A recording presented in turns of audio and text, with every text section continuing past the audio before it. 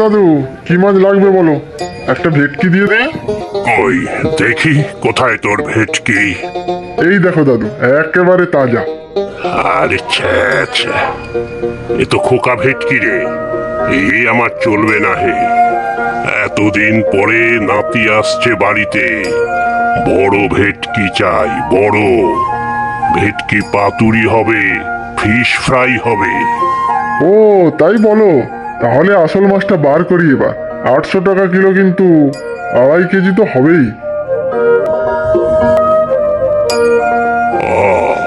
ঝোপ বুঝে কোপ মারছিস বুঝি রে শিবু। যেই বললাম বড় ভেটকি চাই, অমনি 800 টাকা কিলো। 700 দেবো ব্যাস। না না দাদু, লোকসান হয়ে যাবে। আচ্ছা সব মিলে না হয় 50 টাকা কমই দিও, তোমার নাতি আসছে বলে কথা। আচ্ছা ঠিক আছে, ভালো করে ফিলে করিয়ে দিবি কিন্তু। তা করিয়ে দিচ্ছি, কিচ্ছু চিন্তা করো না দাদু। পাতুরির জন্য একটু পাতলা আর ফ্রাইয়ের জন্য একটু মোটা পিস করিয়ে দেবো। মাথার মাঝের কাটা আলাদা করেই দিয়ে দেবো। পুঁই শাক দিয়ে রান্না করিয়ে নেবে, দেখবে কি স্বাদ। সে ভালোই জানি বাপু, তবে নাতিটা আমার ভারী পেট রোগা। কত সব আয়োজন হবে, কিন্তু সে কটা জিনিস আর মুখে ছোবে কে জানে। আর কি লাগবে বলো দাদু, পাবদা, পার্সে, তোপসে সব আছে। এই ডিমওয়ালা ট্যাংরা গুলো কত হে? ট্যাংরা সবার থেকে 600 টাকা রাখছি, তুমি না হয় 500 টাকাই দিও। কতটা দেবো বলো? বেশি না, আধা কিলো দিলেই হবে। ডিমওয়ালা দেখে দিও কিন্তু। তা দিচ্ছি, একেবারে 1 নম্বর ট্যাংরা। ইলিশ দেবো? কাঁচা ইলিশ আছে। না, এইসব ইলিশ আমার মুখে রোচে না। আর একটু বড় সাইজও আছে, বার করবো নাকি? পদ্মা ইলিশ চাই বুঝলি, আমার পদ্মা ইলিশ চাই। আহা, যেমন স্বাদ তেমনি গন্ধ, অন্য ইলিশ আর মুখে তোলা যায় না হে। পদ্মা ইলিশ তো এবারেও এখন এসে পৌঁছায়নি, ডায়মন্ড হারবার আছে, দেবো? না থাক, কাঁটার ভয় নাতি তো ইলিশ মাছ খেতেই চাইবে না, মাংসই খায় বেশি। কাল একবার এসো দাদু, দেশি কই মাছ নিয়ে আসবো। দেশি কই? বাহ, তবে বড় বড় হওয়া চাই কিন্তু। বৌমাকে বলবো তেল কই বানিয়ে দিতে। সত্যি দাদু, তুমি মাছের পোকা, রোজই তোমার মাছ চাই চাই। ওরে, মাছে ভাতেই তো বাঙালি রে। দেশ ছিল এখনকার বাংলাদেশের বরিশাল, শুধু নদী আর নদী। আর সে কত রকমের মাছ, রান্নাও হতো সেই কত রকম, সেসব এখনো মুখে লেগে আছে। মাছ, মাংস, এত কিছু সব এনেছেন বাবা। আপনার নাতি কতটা কি খাবে কে জানে। ও তুমি চিন্তা করো না বৌমা, আমাদের বংশের ছেলে তো খাদ্য রসিক না হয়ে যাবে কোথায়। আমার বাপ ঠাকুরদার সবারই ভোজন বিলাসী বলে খ্যাতি ছিল, আমিও বা কম খেতাম নাকি? সে আপনার ছেলে বলে আগে বাড়িতে দুবেলা পঞ্চব্যঞ্জন রান্না হতো। রান্না ঠাকুর রান্না করত, তারপরে খোকার মা বিয়ের পরে এ বাড়িতে এসেই রান্নাঘরের দায়িত্ব নিল। বাইরের লোকের হাতের রান্না তার পছন্দ নয়। হ্যাঁ, তাও শুনেছি, তবে মার হাতের রান্না তার তুলনা নেই। এখনো তো মাঝে মধ্যেই জোর করে রান্নাঘরে ঢুকে যান। কালই বলে রেখেছেন নাতি এলে তিনি রান্না করবেন। সে আমাকেও বলেছেন, তবে মার শরীর তো খারাপ, হাতও কাঁপে খুব। রান্না করতে গিয়ে আবার অসুস্থ না হয়ে পড়েন। সে তোমরা শাশুড়ি বৌমাতে বোঝো। আমি কাল কিন্তু দেশি কই নিয়ে আসব, আজ বায়না করে এসেছি।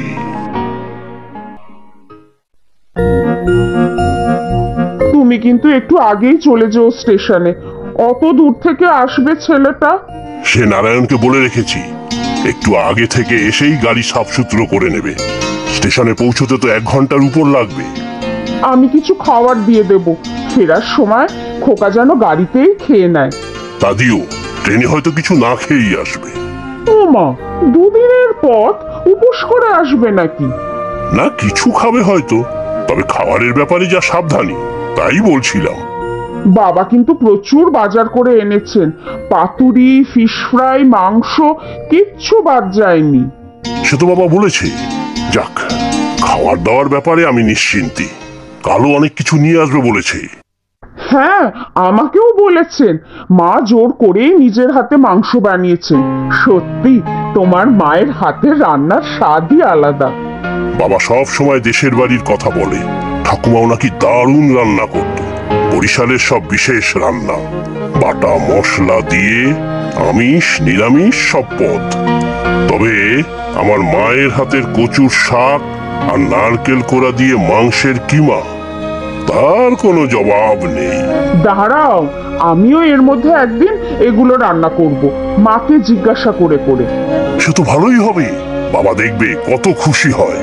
ফিশ ফ্রাই গুলো ভেজে দেব, ছেলেকে বলো রাস্তায় ফেরার সময় যেন খেয়ে নেয়। বেশি করে দিও, ফিশ ফ্রাইয়ের গন্ধে আমার আবার খিদে বেড়ে যায়। তার বলতে, কোন বংশের ছেলে তুমি তা তো জানি। আমাদের বংশ হচ্ছে খাই খাই বংশ, পেটুক রাশি আর রাক্ষস গণ। কিন্তু আমার ছেলেটাই যা পেট রোগা, এত কিছু আয়োজন, কি যে খাবে কে জানে। তুমি কিন্তু ওর জন্য হালকা কিছুর ব্যবস্থা রেখো। হ্যাঁ, আলুর চোখা আর শিঙি মাছের ঝোল। কতদিন পরে নাতিটা আসছে বলো তো? আমি তো ভেবেইছিলাম এ জীবনে আর দেখাই হবে না। তা মন্দ বলনি, এবারে যা খেল দেখিয়েছিলে, ভয় হচ্ছিল বুঝিবা হসপিটাল থেকে আর ফিরেই আসবে না।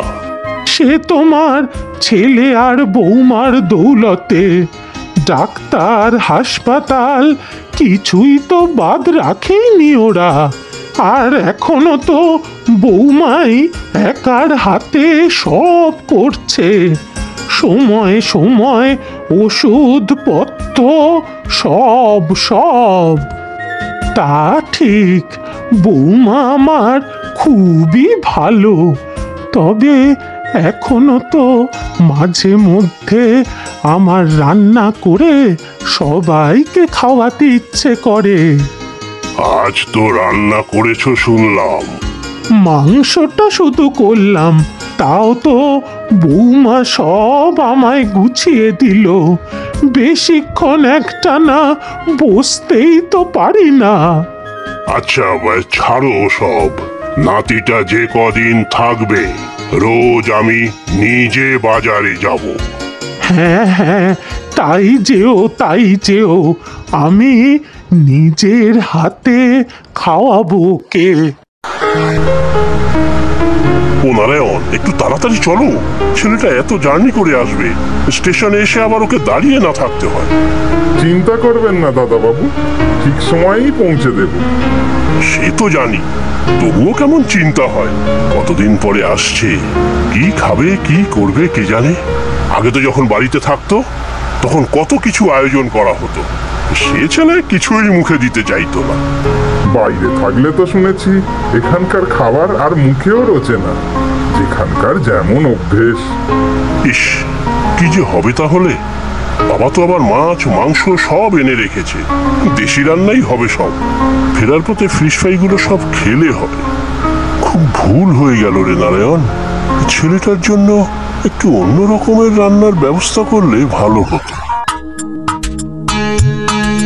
কি হলো, তুমি আবার বিছানা থেকে নেমে পড়লে যে? বলি, চললে কোথায়? আহাহাহাহা, কিছুই মনে থাকে না তোমার? ভেটকির কাঁটাগুলো নিয়ে এসেছ না? তার একটা হিললে তো করতে হবে। ভেটকির কাঁটা? হ্যাঁ, এনেছি তো। মাছগুলো ফিলে করে দিল আর মাছের কাঁটাটা আলাদা করে কেটে দিয়েছে। পুঁই শাকও তো এনেছি। আরে সেটাই তো বলছি, বৌমা একার হাতে আর কত রান্না করবে বলো তো? নাতির আসারও তো সময় হয়ে এলো। আমি যাই, চট করে গিয়ে ভেটকির কাঁটা দিয়ে পুঁই শাকটা একটু রান্না করে আসি। তা তুমি পারবে? হাত পুড়িয়ে আবার একটা কেলেঙ্কারি করে বসো না যেন। না না, ঠিক পারবো, নাতি আসার আগেই হয়ে যাবে, দেখো তুমি। করছো করো, তবে যার জন্য করছো সে আবার এসব শাক পাতা খেলে হয়? আমরা হলেম পুরনো দিনের লোক, গ্রাম বাংলার মানুষ। আমাদের যা ভালো লাগে সেসব এই প্রজন্মের ছেলে মেয়েদের মুখে ভালো লাগবে তার কোনো মানে নেই। আহা, কি যে বলো! মাটির টান আর রক্তের টান তো সবারই থাকে, উপর থেকে হয়তো অনেক সময় বোঝা যায় না গো।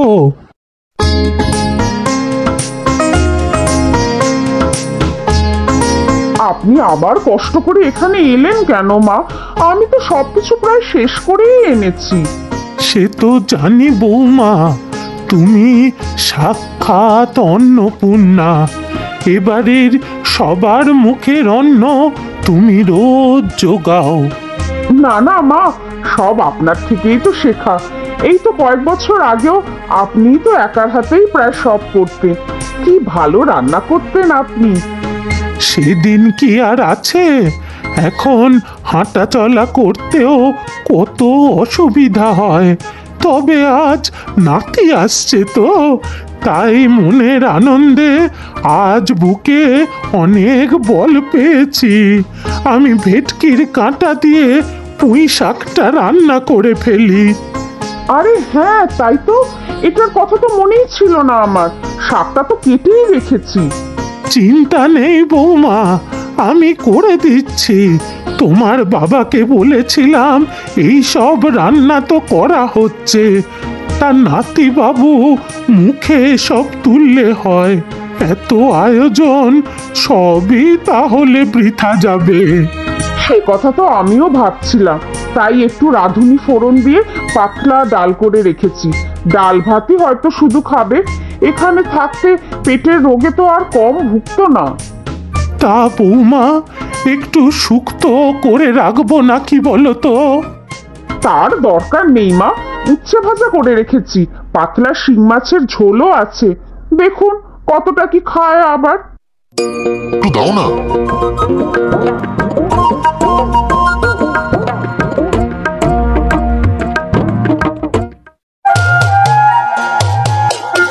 আসুন আসুন বাবা, দেখে যান কি কাণ্ড। কেন বৌমা, কি হয়েছে? সব ঠিক আছে তো? রান্নাঘরে চলুন, তারপর দেখুন গিয়ে। তুমিও এসো তাড়াতাড়ি। মা ঠিক আছে তো? হ্যাঁ রে বাবা, হ্যাঁ, চলো তাড়াতাড়ি। কি দৃশ্য দেখবে গিয়ে।